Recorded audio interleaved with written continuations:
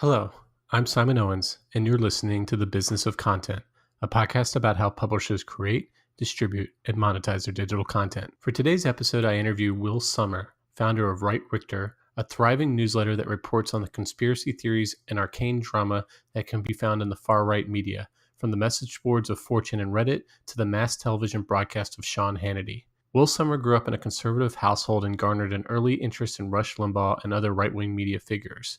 When he went to college, his politics changed, but his obsession with conservative media never went away. In late 2016, that obsession paid off.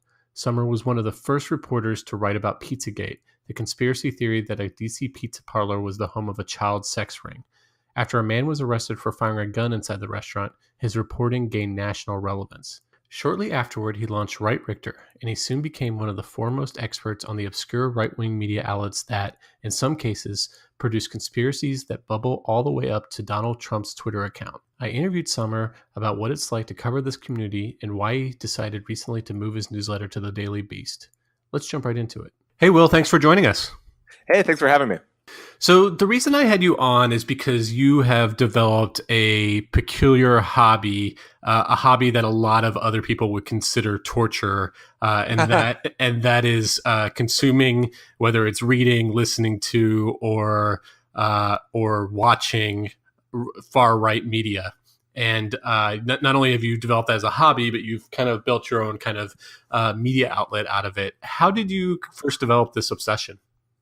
Sure. So I come from a pretty conservative background in Texas. And so growing up, I was consuming a lot of like Rush Limbaugh and like Ayn Rand and Bill O'Reilly and that kind of stuff. And, around when I went to college, like my politics changed, but, I still had this kind of interest in right-wing media. And as obviously, like, I think there's a lot of great characters in it. And it's interesting watching these ideas sort of bubble up and then eventually, either make it on Fox News or the president's talking about it and stuff like that. And basically it got to the point where, I was keeping up with all these characters and my girlfriend got sick of me telling her about them. And so she said, why don't you start a newsletter? And so, that's what I did. So, like most people, like they consume right-wing media. They're actually they're actually conservative themselves. And a lot of people who aren't conservative, they would have a hard time like listening to that. Like it would be kind of like nails on chalkboard having to listen to Rush Limbaugh or Michael Savage for long periods of time.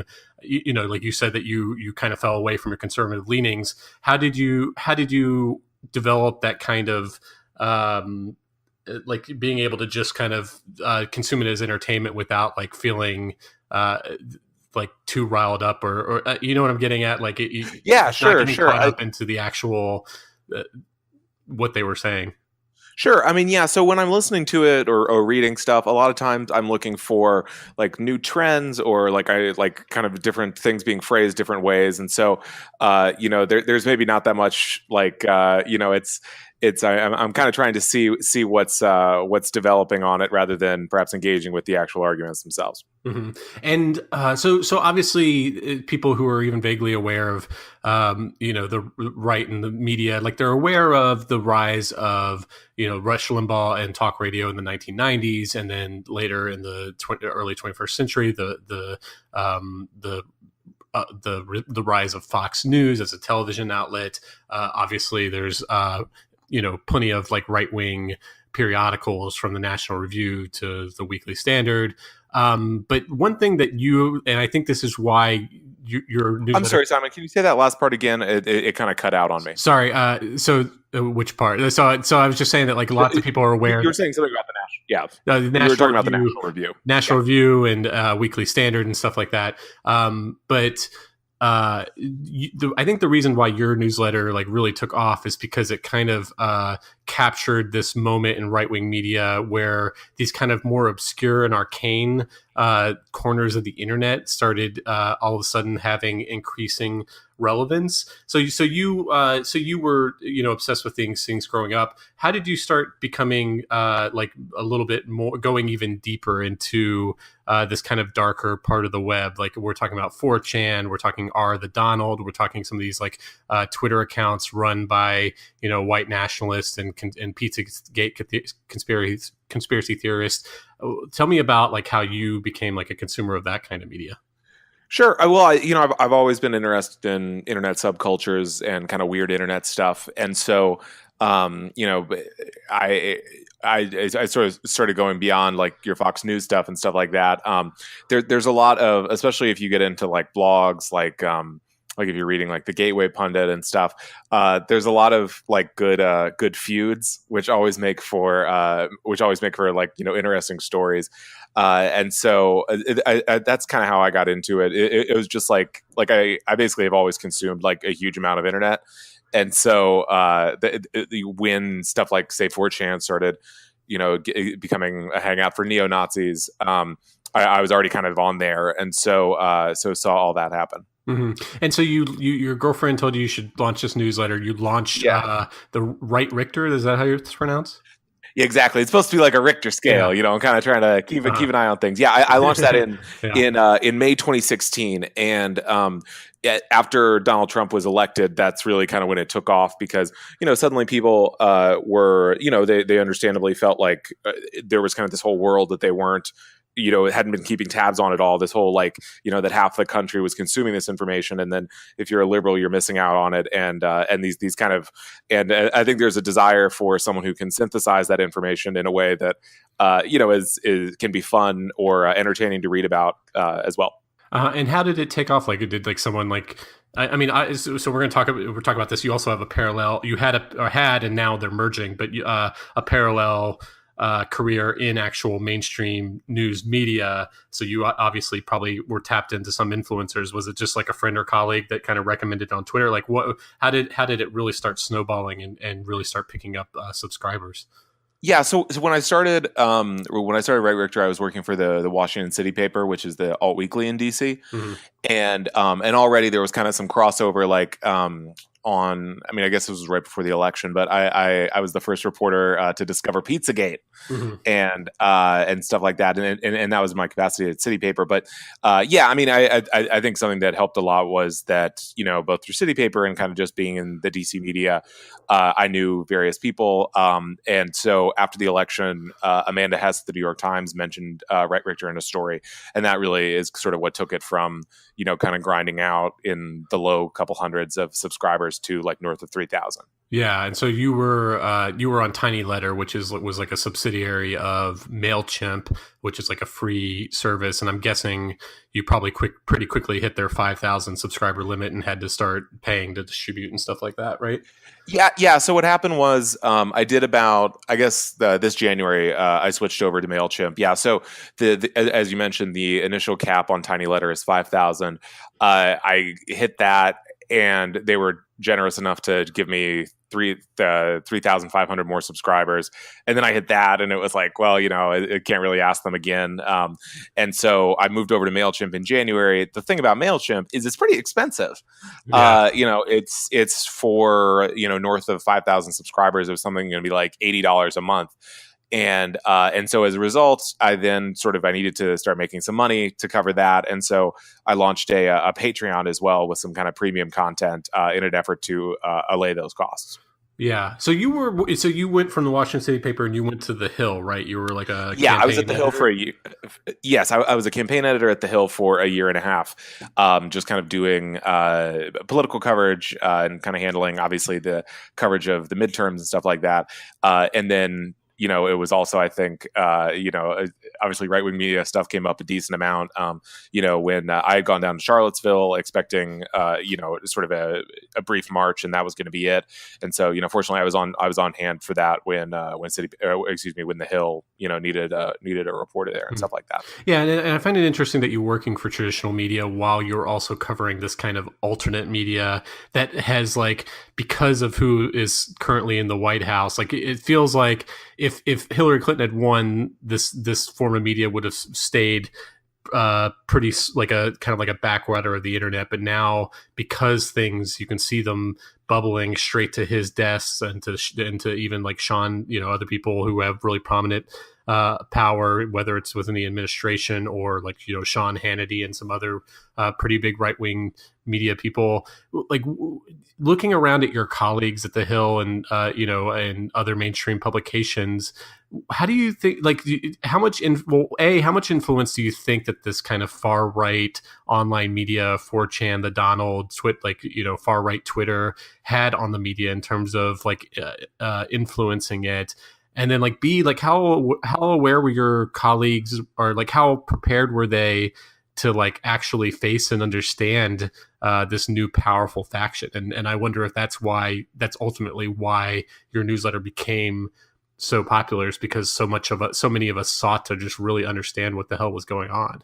Yeah, I mean, I think that's a lot of what happened. I mean, there was a lot of, readers were very into it, and the good word of mouth, like people would, someone would see something crazy, like the Seth Rich stuff would flare up, and they'd say, this is just such a crazy world, and it's very overwhelming. Where can I turn to kind of start to get a handle on this stuff? And people would recommend Right Richter.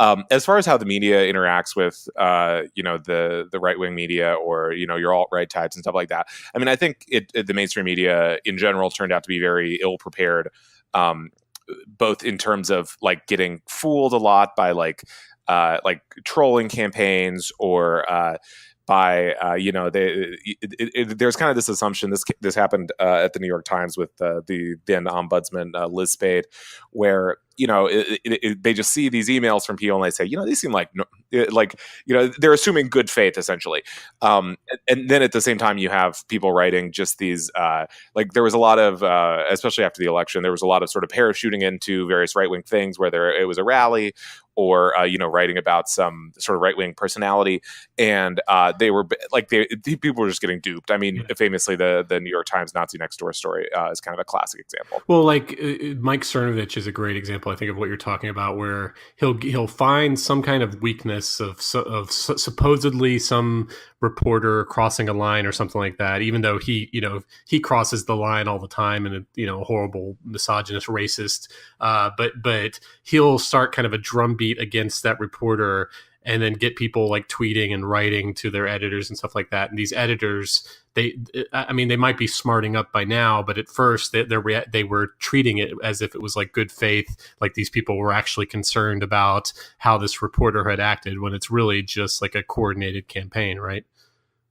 Yeah, exactly. I mean, and Mike Cernovich specifically is known for doing that. I've been on the receiving end of stuff like this, where people are saying, I think with some savvier outlets, they say, oh, there's a Mike Cernovich thing, tell him to beat it.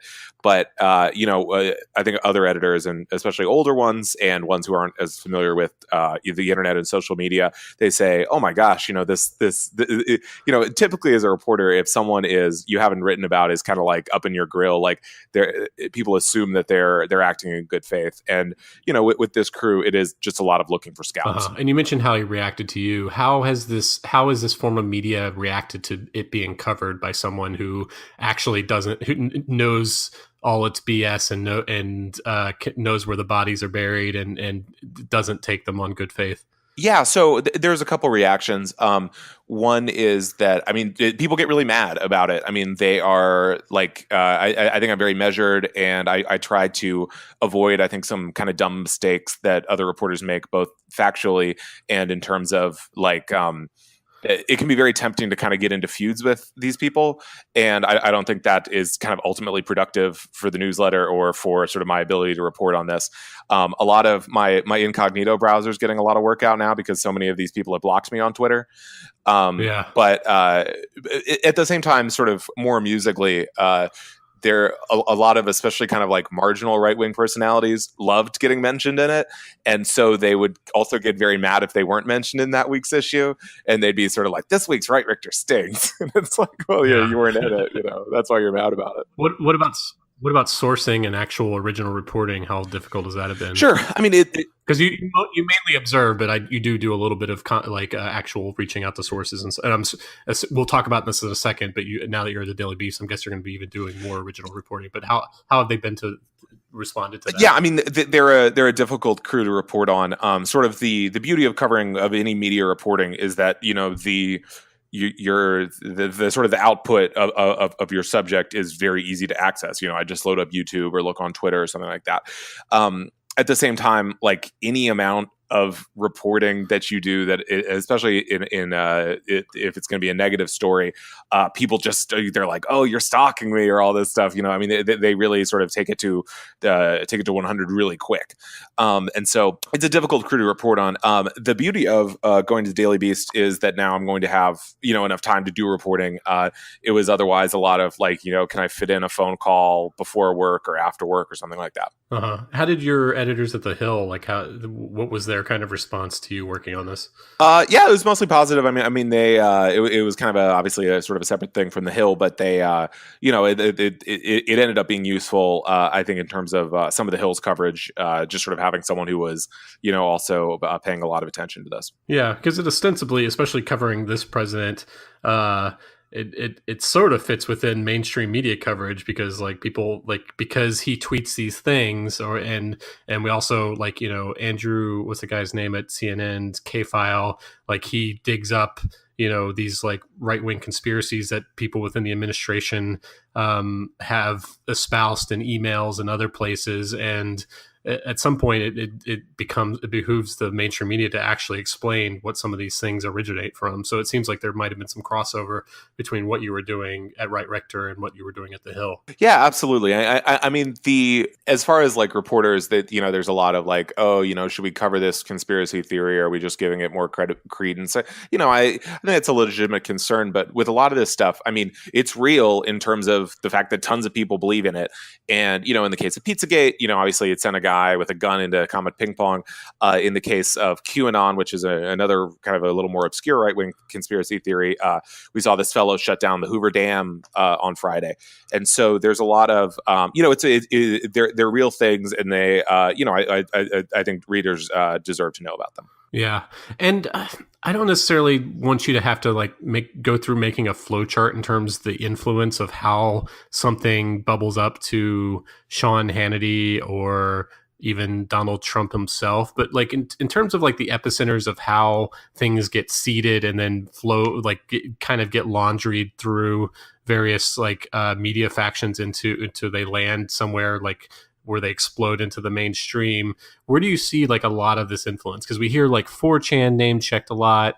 We hear the Donald at Reddit mentioned a lot. But at the same time, I almost feel I wonder how big Twitter is, because I feel ever since Chuck Johnson and Milo Yiannopoulos, or however you pronounce his name, after they got banned from Twitter, yeah, it's not they completely went away, but I hardly even think about Chuck Johnson anymore, and I hardly, and I less and less I'm thinking about Milo. Do you think that the deplatforming of that maybe Twitter is the real main driver? I don't know. What do you, in terms of the flowchart of how you think things bubble up into the mainstream, where do you see kind of the nodes of influence being? Yes, so I think it's a very kind of free flowing system, and stuff goes back and forth. But I do think one of the more interesting methods is stuff that happens on something like 4chan, or more often these days a place like Reddit, or on kind of conspiracy YouTube, where these people do 24-hour streams, and there's all this chatting going on, and then that kind of goes, that'll bubble up to some place say the Gateway Pundit, or InfoWars, and then say it might get picked up by someone like Sarah Carter, who is a freaking Sean Hannity guest, and then from Sean Hannity, it'll appear on Fox News somewhere, and then potentially Trump tweets about it, and so there's this kind of this bubbling up from very low levels, or the comments of blogs like True Pundit or Conservative Treehouse. I mean, these are all very high context, very sort of confusing places if you just look at them, and then in sort of a bizarre way, they can end up having an effect on the national discourse. As far as deplatforming, I think I'm sort of two minds about how often Twitter should be getting rid of people or whatever. But I do think that it's hugely successful in terms of reducing a right-wing figure's influence. Milo went from being like hugely well known, and obviously there were other things kind of going on as well that affected his credibility within the conservative movement. But he went from a guy who was like very out front in terms of being on reporters' minds to a guy who is reduced to like posting on Instagram. And in the exact same thing with Chuck Johnson, where it was like a character that everyone is kind of sick of, and a guy who kind of gets his credibility and his influence basically from antagonizing people. Well, if you sort of kick him out, then that goes away, and he's just kind of fuming on Facebook. Yeah, and it's kind of a constant theme from reading your newsletter within this larger community of the far right on the web is like they're at constant war with the platforms. They're like they have their own conspiracy theories about how they're being silenced. In some cases, they actually are being silenced because the platforms are trying to figure out how do they actually deal with these people. I don't know, like in terms of like, say, everywhere from YouTube is trying to figure this out in terms of surfacing and the suggested videos and stuff like that. Obviously, Twitter's been front and center, Facebook. Like, is that part of their kind of like persecution complex of how they get press, or do you think that like they're in like we could see in a few years that like the platforms could really kind of stamp them out or reduce their? Do you think their influence is being reduced already? Oh yeah, I do think it is. I think this is why they, in part, when someone gets banned from Facebook or Twitter, or like a thing that happens a lot is they're very freaked out about the idea of shadow banning. Yeah, where they don't they're paranoid that they just to explain to listeners is like shadow banning is when you're banned, but you don't know that you're banned, and your tweets aren't actually being seen by anyone, and so they're paranoid that like people aren't seeing their content even though they're putting it out. Exactly. I mean, there's a lot of like we saw with Diamond and Silk testifying at Congress. There's a lot of like, is my engagement not what it should be? And of course, this always comes with like the implication being like, this is some good content. Like I should be like blowing up, Yeah, yeah.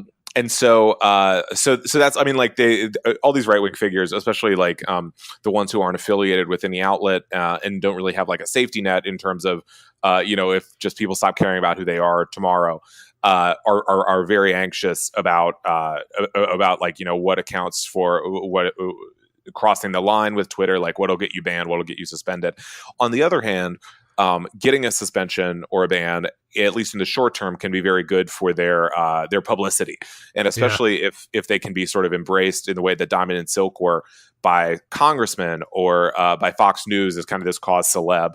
That ultimately can be very good for business. And speaking of very good for business, what does that mean? Because we're seeing like, with the rise of Sleeping Giants, which is this group that is educating brands about the fact that their advertisements are showing up like programmatically on Breitbart and getting them to block Breitbart. There seems to be like a growing awareness among brands that advertise online of where their ads are appearing, and it's getting harder and harder for some of these like far right publications to run programmatic advertising. One thing that always I'm like, where is this person making money? And if they're making money now, what about like 20 years from now, when like how are they ever going to get a real job if like this whole right wing fever pitch goes away and Donald Trump goes away, and like where is Chunk Johnson going to have a job like 10, 15 years from now? Will there always be like a welfare for them? Like, how are they making money? Yeah, I mean, I do think a lot of it is, for a certain kind of career track, is like not becoming so toxic as a personality that you can't go, get a deal with the Heritage Foundation or get funded by some Koch brothers group. In Chuck Johnson's case specifically, he claims to have invested in Bitcoin at some point and is now seems to have some spending money. But it is interesting how these various figures get their money, and a lot of times there turns out to be, in the case of Mike Cernovich, he was getting bankrolled essentially by alimony from his ex-wife. And now he claims to be, Yeah, exactly. I mean, because like there is a certain amount, especially if you're kind of a freelancing personality, like you kind of have to like fly to wherever the big rally is going to be or wherever the shooting was or something like that. So there's certainly like travel expenses. As far as the income streams, there's a lot of different ones. We saw with Breitbart, obviously it was bankrolled by the Mercer family, but then that has a downside, which is that if you anger your backer, you're going to get fired. Or sufficiently shame them. But I mean, exactly. I mean, Breitbart's really been hit by this advertising boycott. Additionally, you're increasingly seeing people turn to, whether it be Patreon or, people can pay you on YouTube and stuff like that. But the difficulty is that then, of course, then you're also now dependent on that platform. Yeah. And so we've seen these guys kind of scrambling to come up with an alt-right fundraising system. The problem being that then there's only a couple payment processors like PayPal or Stripe, and these guys more recently have been, the Patreon or Chuck Johnson's kind of Kickstarter ripoff, are like they just can't get their credit cards processed, and so then you're kind of you're out of luck when that happens. So let's talk about, we only have a few minutes left, but let's talk a little bit about you and Write Richter. And so it started as a tiny letter, then you moved to MailChimp. You launched a Patreon account. I think I was a subscriber. I can't remember. And so what was your kind of experience, before we get into why you shut down the Patreon, what was your experience on Patreon? Like how much response did you get and what was the kind of setup? Because you had like premium content that was behind the paywall. So tell us a little bit about that setup. Yeah. So when I launched it, it was there was a $4 tier of essentially another newsletter a week. And then there was a $6 tier of like a monthly Q&A. And the response was awesome. I mean, the Write Richter readership is very, there's kind of like a hardcore bunch of supporters, and they were very generous in terms of signing up. Frankly, it was a lot of content to produce. So part of the appeal to me of the Daily Beast was being able to kind of put everything in one basket. Obviously I would no longer have to work at the Hill. I could kind of focus everything. And the other thing is that, I wanted to give, obviously, the Patreon subscribers good content. At the same time, I mean, this was some of these things I was writing were like pretty interesting, and I thought could have also had a larger reach if they were not behind a paywall. So, there's certainly an interest for me in kind of getting that stuff all out in one place. Was there any kind of doubt, like, were you ever like, do I want to just continue building this out myself rather than bringing it over to a mainstream media outlet, like, or was it a no-brainer for you? Yeah, I mean, it definitely was. I mean, the idea of the Patreon was going pretty well, and I think were I to like another thing I had considered was just kind of like freelancing and just taking Write Richter as kind of like my base income and doing that sort of thing. At the same time, I also wanted the sort of the resources that come with a mainstream outlet, whether that be, expenses, travel, and additionally, I wanted to,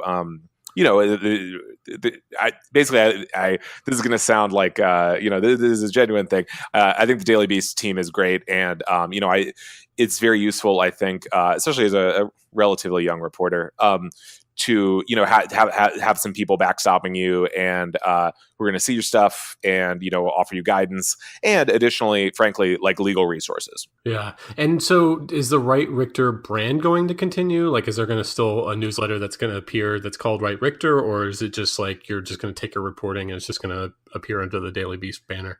Yeah, Write Richter will be continuing. I'm still kind of working through the logistics of sort of just porting the newsletter over. But yeah, so it'll be, the Daily Beast is doing a newsletter push right now, and so it'll be sort of one of the Daily Beast newsletter properties. So are you going to be also writing articles for the web, or is it just 100% in the newsletter? Yeah, so I'll be doing articles on the web as well, and so it's a couple articles a week plus Write Richter. And do you still own Write Richter? I'm always curious how whenever something kind of gets subsumed into a larger place, like if they can walk away with it, or like what the setup for that actually is. Yeah, I do. So that's still with me. But so it's like they're almost renting it underneath their, like it's going to appear under their banner, but you could in the way that you have it set up, you could split it off again in the future.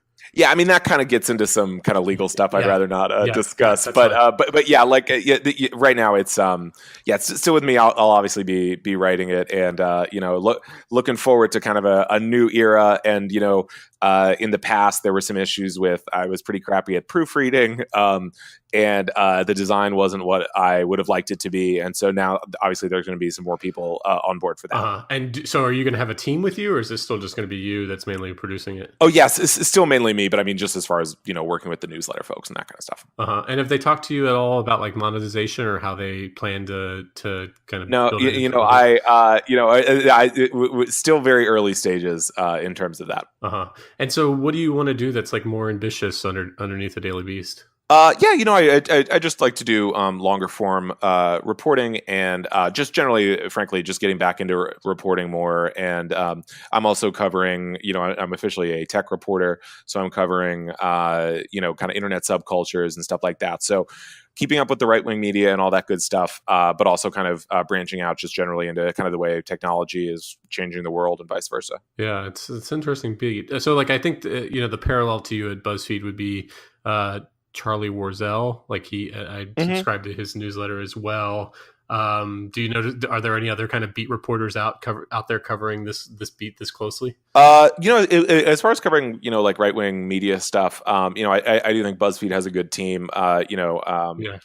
Joseph Media Matters is because I did a profile of Media Matters last summer, and they've been tracking these groups for years now. So I don't know how much they actually report on it, but like they actually have people who are assigned to the Donald, to like 4chan and different stuff like that. Oh yeah, I think Media Matters does great work. I think especially over the past few years, they've kind of retooled the team over there, and they've focused it beyond sort of like watching Fox News every night. I think Brendan Carrot at Media Matters, and I also think Jared Holt at Right Wing Watch, which is kind of a similar outlet. There's there's always new stuff happening, and there's a lot of people I think keeping a good eye on it. How much is the broadcast media kind of leaning on you as like a source, like to come on to radio shows / TV shows to explain something? Is that something that you field a lot of requests for? Yeah, I mean, a pretty good amount. This was, I would say last year, like, a lot of this kind of alt-right stuff was like really hot. And so, there was a lot of, and frankly, it was sort of like with some of these outlets, it was like, I mean, why don't you hire me? Like if you guys are like, these reporters are just like calling me all the time. And it's like, and sometimes, they don't even quote you, link to the newsletter, as just kind of on the business end of it, there is a lot of like hustle for, links. Like if someone's quoting you and, there have maybe been some people who maybe have been on the sort of receiving end of some harsh words from me for, quoting me, but then they say, a reporter at the Hill, and it's like, but that's not why you're, let's get the link in there, so. Yeah. Interesting. All right. Well, Will, those were all the questions I had. Thanks very much for joining me. So where can people find you now? So you're big on Twitter. I follow you, so you keep people kind of updated on the little mini controversies in between newsletters there. Where can they find you on Twitter? So I'm on Twitter at Will Sommer, Will, and then SOMMER. And you can sign up for Right Richter at rightrichter.com. And I'm also at the Daily Beast, so just kind of check the site there for my stories. All right, great. Well, this was fun, and good luck to you. Thanks for having me. Okay, that's all we have for you today. Be sure to subscribe to the Business of Content on iTunes or wherever you get your podcast. See you next week.